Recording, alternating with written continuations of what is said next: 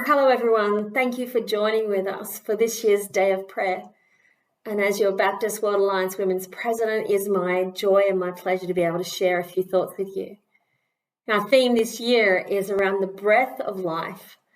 In Job chapter 33 and verse 4, we read this: "The Spirit of God has made me. The breath of the Almighty gives me life."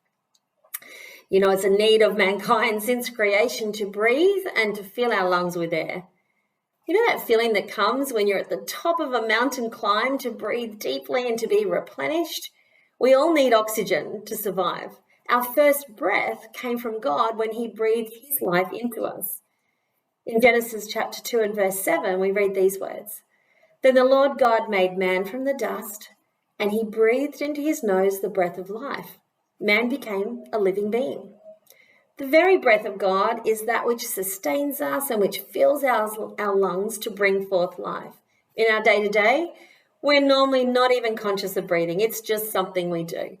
However, when we're starved of this life-giving oxygen, there is a desperation that follows.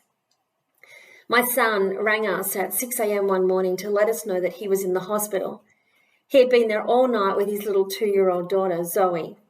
He told us how he'd been woken at midnight with her gasping for breath. She was having a severe asthma attack and was in a life-threatening situation.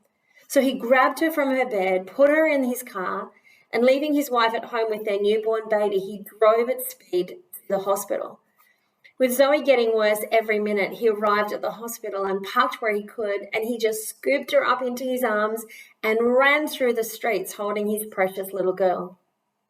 The emergency department doors flung open, and seeing the situation, the medical staff immediately took her from him and began working on her.